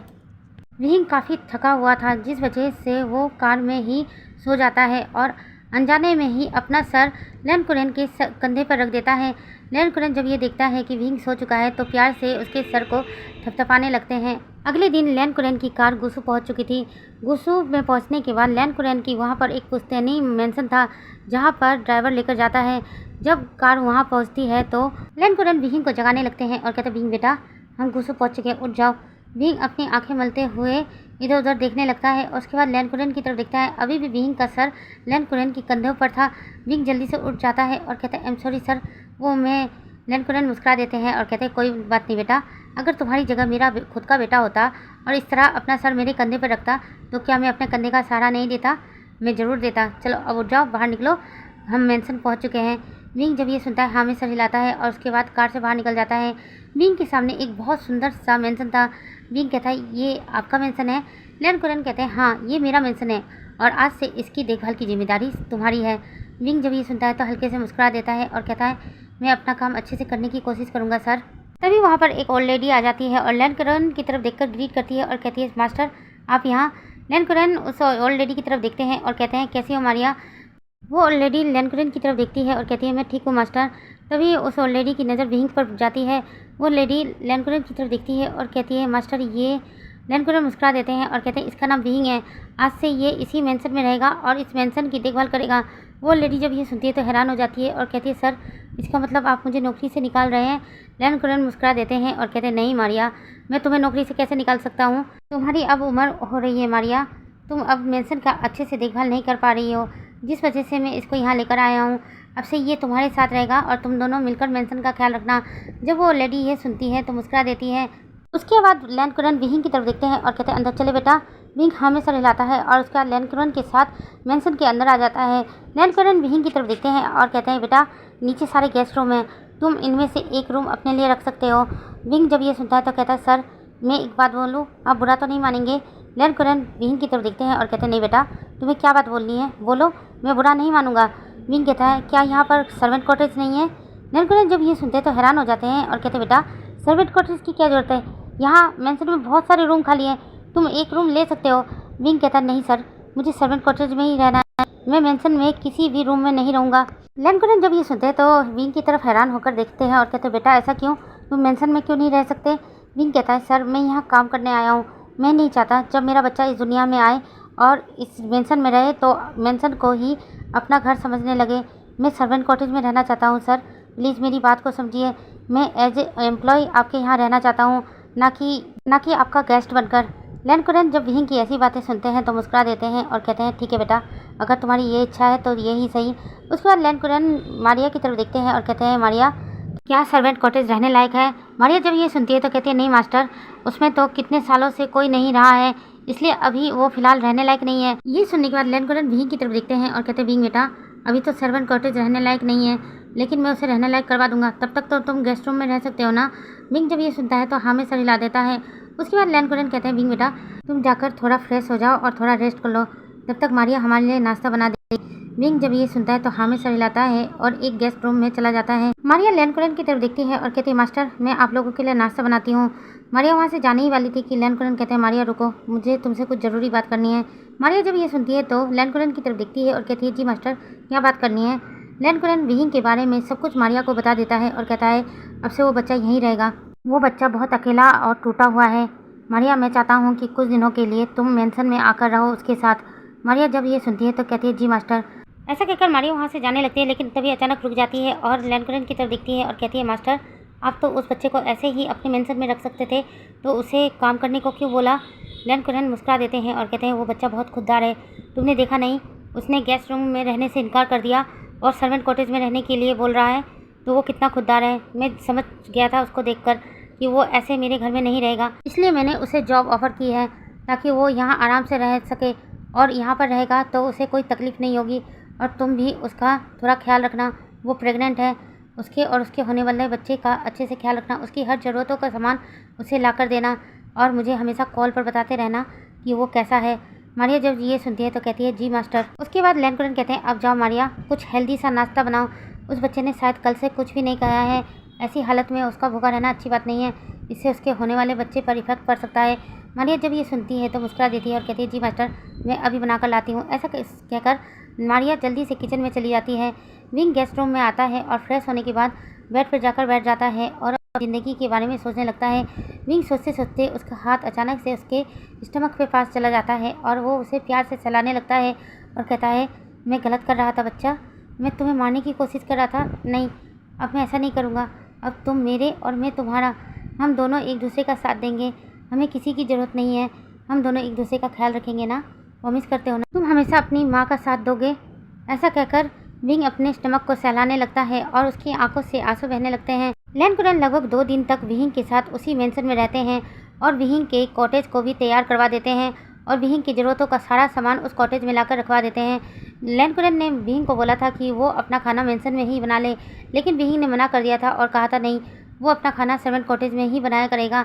लैंडकुरन विंग की सारी बात मान लेते हैं क्योंकि लैंडकुरन को पता है विंग बहुत ज़िद्दी है, अगर विंग के साथ ज़्यादा जोर ज़बरदस्ती की तो विंग शायद ये मेंशन छोड़कर चला जाए, इसलिए लैंडकुरन विंग की हर बात मान जाते हैं और कहते हैं, ठीक है, जैसा तुम ठीक समझो बेटा, तुम जिस तरह से रहना चाहो वैसे ही रह सकते हो। उसके बाद लैंडकुरन गुस्सू छोड़कर सिटी में चले जाते हैं। सिटी में अपने लैंड मेंशन में पहुंचने के बाद लैंडकुरन जैसे ही लैंड मेंशन के अंदर एंटर होते हैं तो वो लिविंग रूम में देखते हैं कि वांगजी वहाँ पर चुपचाप बैठा हुआ था। वांगजी को देखकर लैंडकुरन हैरान हो जाते हैं और कहते, बरखुरदार तुम यहाँ पर, तुम तो इस वक्त अपने कॉलेज में होना चाहिए ना, तो तुम कॉलेज क्यों नहीं गए। वांगजी अपने डैड की तरफ देखता है और कहता है, डैड मुझे आपसे कुछ ज़रूरी बात करनी है। लैंडकुरन वांगजी की तरफ देखते हैं और कहते हैं, ज़रूरी बात, ओ तुम्हें पैसे चाहिए ना, कितने पैसे चाहिए बताओ। वांगजी लैंडकुरन की तरफ देखता है और कहता है, डैड मुझे पैसे नहीं चाहिए, आपने कहा था ना कि आप मुझे आगे की पढ़ाई के लिए अब्रॉड भेजना चाहते हैं। लैंडकुरन कहते हैं, हाँ भेजना चाहता हूँ क्योंकि तुम यहाँ पर रहकर तो बिगड़ रहे हो, मैं तुम्हें एक अच्छा इंसान बनाना चाहता था, लेकिन देखो तुमने अपने आप को किस तरह से बिगाड़ लिया है। वांगजी लैंडकुरन की तरफ देखता है तो और कहता है, डैड तो फिर मुझे भेज दीजिए, मैं अब्रॉड जाना चाहता हूँ। लैंडकुरन कहते हैं, तुम अपने दोस्तों को छोड़कर अब्रॉड जाना चाहते हो, पहले तो तुम इनकार कर रहे थे, लेकिन अचानक ऐसा क्या हो गया जिस वजह से तुम जाना चाहते हो। वांगजी कहता है, कुछ नहीं डैड, बस मैं जाना चाहता हूँ, अब 2 दिन में ही मेरे वहाँ जाने की व्यवस्था करवा दीजिए। ऐसा कहकर वांगजी अपने रूम की तरफ चला जाता है। लैंडकुरन हैरानी से वांगजी को जाता हुआ देखता है और कहता है, कुछ तो हुआ है, नहीं तो ये नालायक अब्रॉड जाने के लिए राजी हो जाए, ऐसा हो ही नहीं सकता। वांगजी अपने रूम में आता है और गुस्से से अपने रूम का सामान इधर उधर फेंकने लगता है और सोचने लगता है। वांगजी कॉलेज जाता है लेकिन उसके सारे फ्रेंड्स वांगजी को इग्नोर करके चले जाते हैं। सुयांग तो वांगजी की शक्ल तक नहीं देखना चाहता। वांगजी सुयांग से बात करने की कोशिश करता है, नियोसेंग से बात करने की कोशिश करता है, म्यान से और बेंचाओ से, लेकिन कोई भी उससे बात करने को राजी नहीं था, जिस वजह से वांगजी परेशान हो जाता है और कहता है, ठीक है, तुम लोग मेरे साथ नहीं रहना चाहते ना, तो मैं भी तुम लोगों के साथ नहीं रहूँगा, मैं अब्रॉड चला जाऊँगा, मेरे डैड वैसे भी मुझे अब्रॉड भेजना चाहते हैं। ऐसा कहकर वांगजी लैंड मेंशन में आ जाता है। 2 दिन बाद लैंडकुरन वांगजी को अब्रॉड पढ़ने के लिए भेज देते हैं। उधर हम विहिंग को देखते हैं। विहिंग मेंशन का काम अच्छे से कर रहा था। उधर ग्रैनी भी विहिंग का बहुत अच्छे से ख्याल रखती है। देखते ही देखते समय बीतने लगता है और विहिंग का 9th मंथ कंप्लीट हो जाता है। एक दिन रात को अचानक से विहिंग को लेबर पेन स्टार्ट हो जाता है। ग्रैनी इस वक्त विहिंग के साथ ही थी, इसलिए विहिंग को सीधे हॉस्पिटल ले जाती है और लैंडकुरन को कॉल करके बता देती है कि विहिंग को लेबर पेन स्टार्ट हो चुका है। लैंडकुरन उसी रात विहिंग से मिलने के लिए वोसू आ जाते हैं और विहिंग से मिलने के लिए उसके हॉस्पिटल पहुंचते हैं। हॉस्पिटल में पहुंचने के बाद लैनकुरैन को पता चलता है विंग ने बच्चे नहीं 2 बच्चों को बर्थ दिया है। लैनकुरैन सुनते हैं तो बहुत खुश हो जाते हैं और दोनों बच्चों को देखने लगते हैं। दोनों बच्चे बहुत ज़्यादा क्यूट थे। लैनकुरैन यह देखकर मुस्कुरा देते हैं और दोनों बच्चों के फोरहेड पर जल्दी से किस कर लेते हैं और कहते हैं तुम्हें पता है मैं कौन हूँ? मैं तुम्हारा ग्रैंडफादर हूँ। अब से तुम दोनों मुझे ग्रैंडपा कहकर बुलाओगे और हाँ, अपनी माँ का बहुत अच्छे से ख्याल रखना। तुम दोनों के अलावा कोई नहीं है तुम्हारी माँ के पास। ऐसा कहकर लैनकुरैन मुस्कुरा देते हैं। कुछ देर बाद विंग को भी होश आ जाता है। लैनकुरैन विंग से मिलते हैं। विंग को जब पता चलता है कि विंग ने एक नहीं 2 जुड़वा बच्चों को बर्थ दिया है तो विंग भी बहुत खुश हो जाता है और दोनों बच्चों को अपनी बाहों में उठा लेता है और प्यार से उन दोनों के चेहरे को देखने लगता है। उसमें से एक बच्चे का चेहरा बिल्कुल बांगजी जैसा था। विंग यह देखकर हैरान हो जाता है। लैनकुरैन भी दोनों बच्चों को देखकर हैरान होते हैं और कहते हैं तुम्हें पता है इनमें से एक बच्चे की शक्ल बिल्कुल मेरे बेटे जैसी लग रही है। ऐसा लग रहा है ये दोनों बच्चे मेरे बेटे के हैं। विंग जब ये सुनता है तो मुस्कुरा देता है और कहता है सर आपको शायद गलतफहमी हो रही है। लैनकुरैन कहता है हाँ मुझे पता है, काश मेरा बेटा तुमसे मिला होता और ये दोनों मेरे पोते होते, लेकिन ऐसा नहीं है। लेकिन फिर भी मैं इन दोनों का ग्रैंडपा लगता हूँ और ये दोनों बच्चे मुझे ग्रैंडपा ही बुलाएंगे। विंग जब ये सुनता है तो मुस्कुरा देता है और कहता है हाँ सर, ये आपको ही तो ग्रैंडपा बुलाएंगे, आपके अलावा हम तीनों का है कौन इस दुनिया में। लैनकुरैन जब ये सुनते हैं तो प्यार से विंग के सर पर हाथ फैलाते हैं और कहते बेटा मैं हूँ ना, तुम घबराओ मत। तुम्हें किसी भी चीज़ की ज़रूरत पड़े तो मुझे बेझिझक बोल दो, तुम मुझे अपना पिता ही समझ सकते हो। विंग मुस्कुरा देता है और कहता है आपको नहीं बताऊंगा तो किसको बताऊंगा सर, मैं आपको ज़रूर बताऊंगा। लैनकुरैन मुस्कुरा देते हैं। उसके बाद विंग के पास बैठ जाते हैं और कहते हैं विंग बेटा क्या तुमने इन दोनों का नाम सोचा है? विंग दोनों बच्चों का फेस देखने लगता है और मुस्कुरा देता है और कहता है हाँ सर मैंने दोनों बच्चों का नाम सोच लिया है। लैनकुरैन कहते हैं जरा मैं भी तो सुनो, तुमने अपने दोनों बच्चों का क्या नाम रखा है? विंग दोनों बच्चों की तरफ देखता है और कहता है इसका नाम बांगसियन है और इसका नाम वीजान। लैनकुरैन कहते वाह तुमने तो बहुत अच्छा नाम रखा है इन दोनों का। उसके बाद देखते ही देखते समय बीतने लगता है और बांगसन और वीजान पूरे 5 साल के हो जाते हैं। उधर हम वांगजी को देखते हैं। वांगजी अपनी पढ़ाई कंप्लीट करके वापस चाइना आ चुका था और लैनकुरैन के बिजनेस को संभालने लगा था। लैनकुरैन ने वांगजी की शादी फिक्स कर दी थी अपने ही किसी फ्रेंड की बेटी जेनेलिया के साथ। वांगजी पहले शादी करने से इनकार करता है लेकिन लैनकुरैन की जिद की वजह से वांगजी शादी के लिए हाँ कर देता है और उसके बाद जेनेलिया और वांगजी की सगाई हो जाती है। अब हम प्रेजेंट टाइम का सीन देखते हैं। विंग अभी भी बाहर बैठा हुआ था और उसकी आंखों से आंसू बह रहे थे। विंग अपने आंखों के आंसुओं को पोंछता है और कॉटेज के अंदर चला जाता है। वांगजी भी विंग को देख ही रहा था। जब विंग कॉटेज के अंदर चला जाता है तो वांगजी भी बालकनी से अपने रूम में आ जाता है और अपने बेड पर बैठ जाता है। वांगजी की भी आंखों में आंसू थे। वांगजी अपने आंखों के आंसुओं को पोंछता है और लेट जाता है। यहाँ से हम नेक्स्ट मॉर्निंग का सीन देखते हैं। नेक्स्ट मॉर्निंग वांगजी की आंखें बहुत जल्दी खुल जाती है। वांगजी जल्दी से उठता है और फ्रेश होता है और जॉगिंग करने के लिए नीचे आ जाता है। लेकिन जैसे ही वांगजी जॉगिंग के लिए बाहर जा रहा था तभी अचानक उसकी नज़र किचन की तरफ जाती है जहाँ पर विंग इस वक्त काम कर रहा था। वांगजी जब विंग को देखता है तो विंग से बात करने के लिए किचन में आ जाता है। विंग अभी काम ही कर रहा था लेकिन विंग को जब महसूस होता है कि कोई उसे घूर घूर कर देख रहा है तो विंग अपनी नज़र नीचे रखते हुए ही उस पर्सन को देखने लगता है। तो विंग को महसूस हो जाता है कि वांगजी उसे देख रहा है। वांगजी को देखे बिना ही विंग कहता है सर आपको कुछ चाहिए क्या? वांगजी विंग की तरफ देखता है और कहता है हाँ मुझे कॉफ़ी चाहिए। विंग वांगजी की तरफ देखे बिना ही कॉफ़ी बनाने लगता है। वांगजी विंग से बात करने की कोशिश करता है लेकिन विंग वांगजी की तरफ देखता ही नहीं है। वांगजी कुछ कहने ही वाला था कि तभी अचानक से गिरनी वहाँ जाती है और वांगजी और विंग को वहाँ देखकर हैरान हो जाती है और कहती है विंग बेटा तुम इतनी सुबह किचन में क्या कर रहे हो? विंग गिरैनी की तरफ देखता है और कहता है सर को कॉफ़ी चाहिए थी, मैं कॉफ़ी बना रहा हूँ गिरैनी। ऐसा कहकर विंग कॉफ़ी बना लेता है और विंग गिरैनी को देते हुए कहता है इसे सर को दे दीजिए और फिर से अपने किचन के काम में लग जाता है। वांगजी गिरैनी की तरफ देखता है। गिरैनी कॉफ़ी लाकर वांगजी के हाथ में दे देती है। वांगजी कुछ देर वहाँ पर चुपचाप खड़ा रहता है। गिरैनी जब ये देखती है तो कहती है यंग मास्टर और चाहिए क्या? वांगजी जब ये सुनता है तो नाम में सर हिलाता है और कॉफ़ी को लेकर वहाँ से चला जाता है। वांगजी लिविंग रूम में बैठकर अपना कॉफ़ी ख़त्म करता है और फिर जॉगिंग के लिए चला जाता है। जॉगिंग करते हुए वांगजी की तरफ चला आता है जहाँ पर वांगसन और वीजान दोनों खेल रहे थे। वांगजी जब वांगसन और वीजान को देखता है तो उसके फेस पर स्माइल आ जाती है। वांगसन और वीजान दोनों खेल रहे थे और एक दूसरे से बातें कर रहे थे। वीजान वांगसन की तरफ देखता है और कहता है वांगसन कल तो हमारा बर्थडे ना? वांगसन ये सुनता है तो मुस्कुराता है और कहता है हाँ कल हमारा बर्थडे है।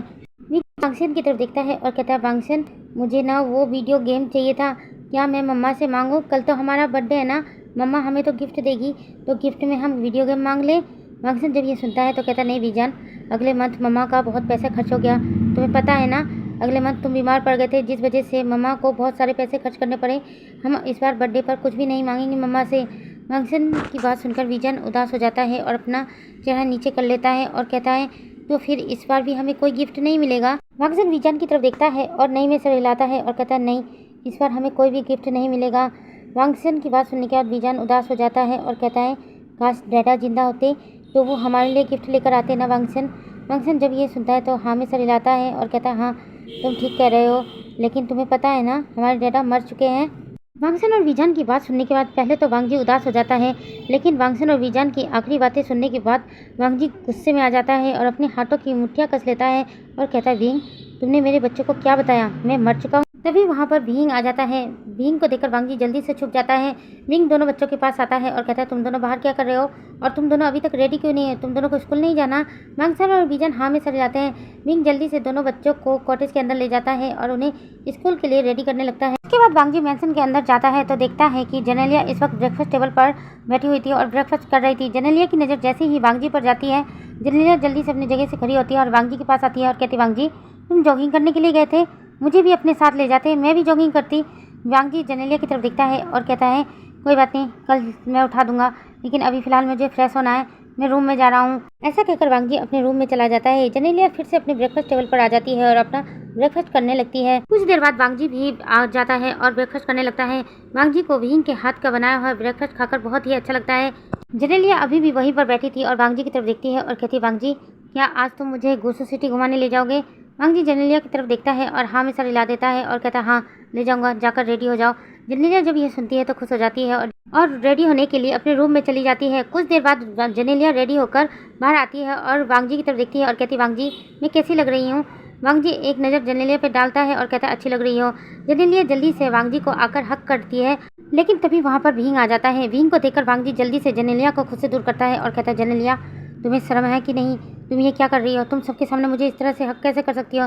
जेनेलिया अजीब सा मुंह बनाती है और कहती है वांगजी अभी कुछ दिनों बाद हमारी शादी होने वाली है, मैं तुम्हारी मंगेतर हूँ, मैं तो तुम्हें हक कर सकती हूँ ना। वांगजी एक नज़र विंग की तरफ देखता है। विंग इस वक्त उन दोनों को इग्नोर करके एक रूम के अंदर जा चुका था। वांगजी जब ये देखता है तो जेनेलिया की तरफ देखता है और कहता है हाँ लेकिन शादी के बाद, अभी तक हमारी शादी नहीं हुई है, जब तक हम दोनों की शादी नहीं हो जाती तुम मुझसे दूर रहोगी। ऐसा कहकर वांगजी मेंशन से बाहर आ जाता है। जेनेलिया गुस्से से अपना पैर पटकती है और वांगजी के पीछे पीछे जाने लगती है। इधर हम विंग को देखते हैं। कहने के लिए विंग ने वांगजी और जेनेलिया को पूरा इग्नोर कर दिया था और एक रूम में चलाया था और आते ही रूम का दरवाजा बंद कर देता है और उसी दरवाजे पर लगकर वहीं पर बैठ जाता है। इस वक्त विंग की आंखों से आंसू बह रहे थे। वो वांगजी और जेनेलिया को इस तरह से करीब देखकर विंग को बिल्कुल भी अच्छा नहीं लगा, लेकिन वो कुछ कर नहीं सकता। विंग अपने आप से कहता है मुझे यहाँ से जल्द जाना होगा, मैं सर से बात करूँगा, अब मैं यहाँ नहीं रह सकता। मुझे अगर पहले पता होता कि सर का बेटा लैन वांगजी ही है, यहाँ से बहुत पहले ही चला जाता, यहाँ मैं बिल्कुल भी नहीं रुकता।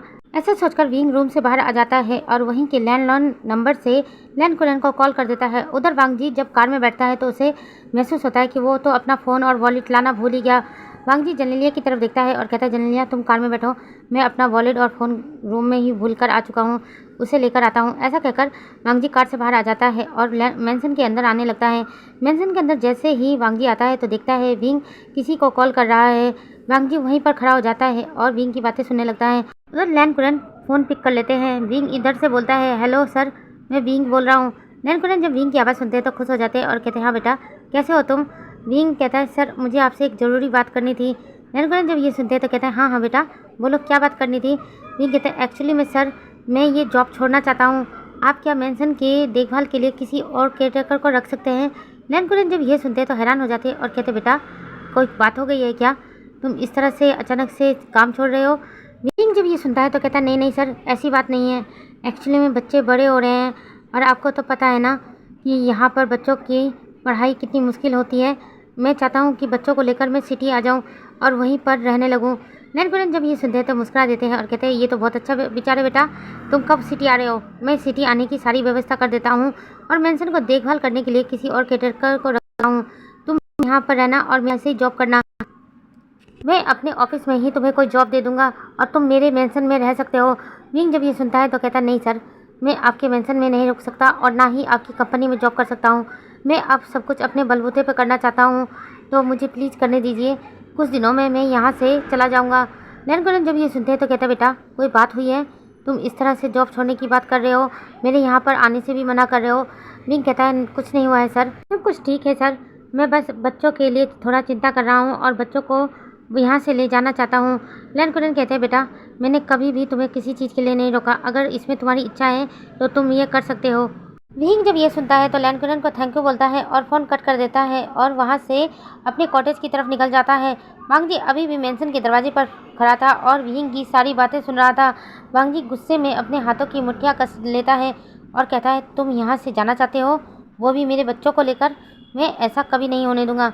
तभी वहाँ पर जेनेलिया आ जाती है और कहती है वांगजी तुम किसके बच्चे के बारे में बात कर रहे हो। वांगजी जेनेलिया की तरफ देखता है और कहता है कुछ भी नहीं। ऐसा कहकर वांगजी मेंशन के अंदर आ जाता है। जेनेलिया भी वांगजी के पीछे पीछे आने लगती है और कहती है वांगजी क्या हुआ है, क्या बाहर नहीं जाना, तुम तो अपना वॉलेट और फ़ोन लेने आए थे ना। वांगजी जेनेलिया की तरफ देखता है और कहता है जेनेलिया मेरा मूड बहुत ख़राब है, मैं अब कहीं नहीं जा रहा। जेनेलिया वांगजी की बात सुनकर हैरान हो जाती है और कहती है अचानक से तुम्हें क्या हो जाता है, अभी तो तुम अच्छे मूड में थे और अचानक से तुम्हारा मूड ख़राब हो गया। वांगजी जेनेलिया की बात का कोई भी जवाब नहीं देता और सीधे अपने रूम में चला जाता है और दरवाजे को ज़ोर से बंद कर देता है और लॉक कर देता है ताकि जेनेलिया उसके रूम में ना आ सके।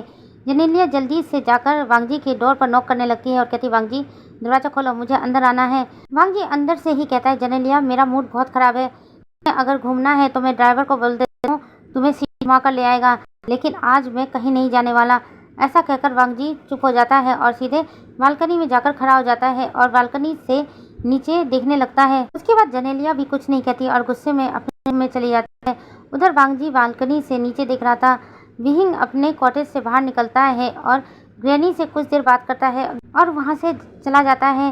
वांगजी जब देखता है कि विहिंग कहीं पर जा रहा है तो वांगजी जल्दी से अपने रूम से बाहर आ जाता है। जेनेलिया को जब ये महसूस होता है कि वांगजी का रूम का डोर खुला है तो जेनेलिया भी जल्दी से अपने रूम से बाहर आती है और देखते हैं कि वांगजी तेज़ी से कहीं जा रहा है।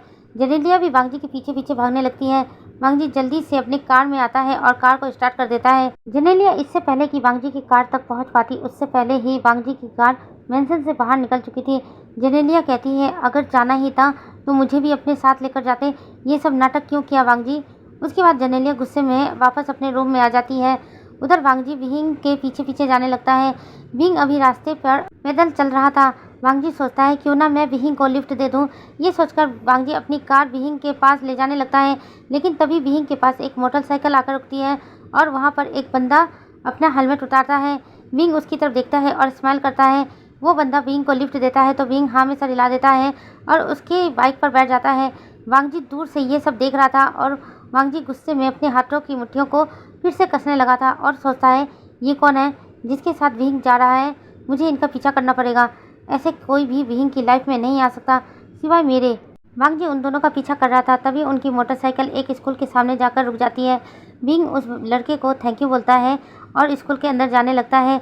वो लड़का विहिंग को बाय बोलकर वहाँ से चला जाता है और विहिंग स्कूल के अंदर से अपने दोनों बच्चों को लेकर बाहर आ जाता है। दोनों बच्चे बहुत खुश थे। विहिंग दोनों की तरफ देखता है और क्या तुम दोनों कुछ कहना चाहोगे। वांगसन और वीजान जब ये सुनते हैं तो दोनों हाँ में सर हिलाते हैं और आइसक्रीम स्टॉल की तरफ इशारा करते हैं। विंग उन दोनों को लेकर जाता है और दोनों को आइसक्रीम दिलाता है और विंग खुद के लिए भी आइसक्रीम ले लेता है। उसके बाद विंग दोनों बच्चों का हाथ पकड़ता है और आइसक्रीम खाते खाते घर की तरफ जाने लगता है। कम से कम आधा घंटा चलने के बाद मेंशन आ जाता है। विंग दोनों बच्चों को लेकर मेंशन के अंदर चला जाता है। वांगजी जब ये देखता है तो वो भी मेंशन के अंदर आ जाता है। विंग दोनों बच्चों को कॉटेज में ले जाता है और उनको फ्रेश करके कुछ खाने को देता है और उसके बाद मेंशन के अंदर वापस आ जाता है। तब तक वांगजी भी वहाँ आ था। वांगजी जब मेंशन के अंदर आता है तो देखता है जेनेलिया रूम में बैठी हुई थी और वांगजी की तरफ गुस्से से देख रही थी। वांगजी जेनेलिया को इग्नोर करके अपने की तरफ जाता है। तभी जेनेलिया वांगजी के सामने आ जाती है और कहती है वांगजी क्या चल रहा है, मुझे कुछ समझ में नहीं आ रहा, तुम मुझे इस तरह से इग्नोर कर रहे हो। मेरे साथ जा रहे थे, अचानक से तुमने प्लान बदल दिया और खुद ही अकेले घूमने चले गए, तुम ऐसा मेरे साथ कैसे कर सकते हो। वांगजी जेनेलिया की तरफ देखता है और कहता है जेनेलिया थोड़ी देर शांत रहोगी, मैं तुम्हारे किसी भी सवाल का जवाब नहीं देना चाहता और मैं बहुत परेशान हूँ, मुझे परेशान करना बंद करो। ऐसा कहकर वांगजी अपने रूम में चले जाता है। यहाँ से हम रात का सीन देखते हैं। जेनेलिया और वांगजी अपना अपना डिनर करके अपने अपने रूम में जा चुके थे। पूरा दिन वांगजी ने जेनेलिया से कोई भी बात नहीं की थी। जेनेलिया जब भी बात करने की कोशिश करती थी तो वांगजी उसे इग्नोर कर दिया करता था क्योंकि आसपास विहिंग रहता था। वांगजी और जेनेलिया जब अपने रूम में जा चुके थे तो विहिंग अपने दोनों बच्चों को लेकर मेंशन में आता है और टेरेस की तरफ जाने लगता है। लेकिन तभी जेनेलिया रूम से बाहर आ जाती है और विंग की तरफ देखती है और कहती है, तुम कहाँ जा रहे हो? विंग पहले तो घबरा जाता है और फिर घबराते हुए जेनेलिया की तरफ देखता है और कहता है, मैम एक्चुअली में आज मेरे बच्चों का जन्मदिन है। इस साल बच्चों को लेकर टेरेस पर जाता हूँ उनके जन्मदिन पर। जेनेलिया कुछ कहने ही वाली थी लेकिन कुछ सोचकर रुक जाती है और कहती है, ठीक है जाओ। ये कहकर जेनेलिया अपने रूम में आ जाती है और कहने लगती है, वैसे ही आज वांग जी पूरे दिन मुझसे नाराज़ है। किस लिए नाराज़ है मुझे समझ में नहीं आ रहा, और अगर मैंने अभी कुछ कह दिया तो और भी नाराज़ हो जाएगा। उधर विंग और जेनेलिया जब बात कर रहे थे तो वांग जी भी अपना डोर ओपन करके उनकी बातें सुन लेता है, लेकिन वो डोर को हल्के से ही ओपन करता है।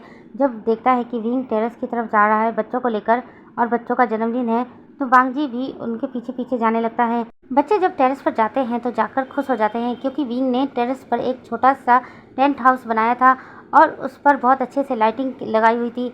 बच्चे जल्दी से जाकर टेंट हाउस में घुस जाते हैं और नाचने लगते हैं। विंग बच्चों को खुश देखकर वो भी खुश हो जाता है। उसके बाद विंग उन लोगों के लिए एक केक निकालता है। बच्चे जब केक को देखते हैं तो अपना मुंह बना लेते हैं और कहते हैं, मॉम फिर से ये बिस्कुट का केक, आप हमारे लिए रियल केक क्यों नहीं लेकर आती हो? विंग दोनों बच्चों की तरफ देखता है और कहता है, एक्चुअली बच्चों मुझे ना बिल्कुल टाइम नहीं मिला मार्केट जाकर तुम दोनों के लिए केक लाने का, लेकिन मैं वादा करता हूँ दिन में मैं तुम दोनों के लिए केक लेकर आ जाऊँगा। अभी फ़िलहाल के लिए यह इसे ही कट करते हैं। वांगसन और विजन उसे देखते हैं, फिर मुस्कुरा देते हैं और हाँ में से हिलाते हैं। वांग जी भी उन तीनों को दूर से देख रहा था। तीनों बैठ जाते हैं और आसमान की तरफ देखने लगते हैं। तभी वांगसन कहता है, मम्मा आपके मॉम डैड कहाँ पर हैं? विंग हैरानी से वांगसन की तरफ देखता है और कहता है, क्या कहा तुमने? वांगसन विंग की तरफ देखता है और कहता है, आपने ही तो कहा था जो मर जाते हैं वो स्टार बन जाते हैं, तो आपके मॉम डैड भी तो स्टार बन गए होंगे ना? विंग मुस्कुरा देता है और हाँ में इशारा करता है और कहता है, हाँ। विंग उसके बाद 2 स्टार की तरफ इशारा करते हुए कहता है, वो मेरी मॉम है और वो मेरा डैड है। तभी वीजांग विंग की तरफ देखता है और कहता है कि मम्मा फिर डैडा कहाँ पर है? विंग जब वीजान की ये बात सुनता है तो हैरान हो जाता है और कहता है, क्या कहा तुमने? वीजान कहता है, आपने ही तो कहा था डैडा मर चुके हैं, तो डैडा कहाँ पर है? विंग ना चाहते हुए भी एक स्टार की तरफ इशारा कर देता है और कहता है, वो रहे। वांगसन विंग की तरफ देखता है और कहता है, मम्मा क्या डैडा हमें मिस करते हैं? विंग वांगसन और वीजान दोनों की तरफ देखता है और कहता है, नहीं। उसके बाद वीजान विंग से कहता है, मम्मा डैडा की डेथ कब हुई थी? विंग हैरान हो जाता है और वीजान की तरफ देखने लगता है। उसके बाद वांगसन भी यही कहता है कि हाँ मम्मा डैडा की डेथ कब हुई थी? विंग को समझ में नहीं आ रहा था कि वो अपने बच्चों के मासूम सवालों का जवाब कैसे दे। विंग उन दोनों की तरफ देखता है और कहता है, जब तुम पैदा होने वाले थे उससे कुछ समय पहले ही तुम्हारी डैडा की डेथ हुई थी। उधर वांगजी भी दूर खड़ा होकर उन तीनों की बातें सुन रहा था। वांगजी को इस वक्त विंग पर बहुत गुस्सा आ रहा था और अपने मन में सोचता है, विंग तुमने बच्चों से झूठ क्यों बोला कि मैं मर चुका हूँ? फिर वांगसन विंग की तरफ देखता है और कहता है, मम्मा क्या डैडा को पता था हम इस दुनिया में आने वाले हैं? विंग वांगसन और वीजान की तरफ देखता है और फिर उसके बाद आसमान की तरफ देखने लगता है और कहता है, हाँ जिस दिन मैंने तुम्हारी डैडा को बताया था कि मैं प्रेग्नेंट हूँ उसी दिन तुम्हारे डैडा की डेथ हो गई थी। वांगजी जब यह सुनता है तो हैरान हो जाता है और उस दिन की बातें याद करने लगता है, किस तरह उस दिन विंग ने बताया था कि वो प्रेग्नेंट है और वांग ने उस बच्चे को अपनाने से इनकार कर दिया था। वांगसन और वीजान और कुछ पूछने वाले थे, लेकिन विंग उन दोनों की तरफ देखता है और कहता है, बेटा चलो 12 बज चुके हैं, तुम दोनों को अपना केक कट नहीं करना। दोनों बच्चे हाँ में सर हिलाते हैं और उसके बाद विंग उस केक पर एक मोमबत्ती लगा देता है और जला देता है और कहता है, इसे बुझाओ और अपनी विश मांगो गॉड से। वांगसन और वीजान जल्दी से उस कैंडल को बुझा देते हैं और फिर विश मांगने लगते हैं। वांगसन तो कुछ भी विश नहीं मांगता, लेकिन वीजान कहता है, प्लीज़ गॉड डैडा को वापस भेज दीजिए। विंग वांगजी और वांगसन तीनों ही हैरान हो जाते हैं और वीजान की विश सुनने लगते हैं। वांगसन वीजान की तरफ देखता है और कहता है, बुद्धू ऐसे थोड़ी कोई विश मांगते हैं, जो मर जाते हैं वो कभी वापस नहीं आते, तो डैडा भी वापस नहीं आएंगे, तुम कुछ और विश मांग लो। और तुम ये विश क्यों मांग रहे हो? वीजान विंग और वांगसन दोनों की तरफ दिखता है और कहता है कि क्योंकि मैं चाहता हूँ डैडा वापस आ जाए। अगर डैडा हमारी लाइफ में होते तो मम्मा को कुछ भी नहीं करना होता, सब डैडा करते। डैडा हमारे लिए कितने सारे टॉयज़ और गिफ्ट लेकर आते, जैसे औरों के डैडा लेकर आते हैं, लेकिन हमारे तो डैडा है नहीं ना, इसलिए मैं गॉड से कह रहा हूँ कि हमारे डैडा को वापस भेज दे। विंग जब वीजान की ये बात सुनता है तो वीजान की तरफ दिखता है और कहता है, बेटा क्या मैं तुम्हारे लिए काफ़ी नहीं हूँ? क्या तुम्हारे लिए डैडा होना ज़रूरी है? वीजान हाँ में सर हिलाता है और कहता है, हाँ मम्मा, आपको यहाँ पर कितना काम करना पड़ता है। औरों की मम्मा तो बस आराम करती है, लेकिन आपको मेंशन का काम करना पड़ता है, हमारी देखभाल करना पड़ता है, कितना सारा काम करना पड़ता है, आप बहुत थक जाती हो।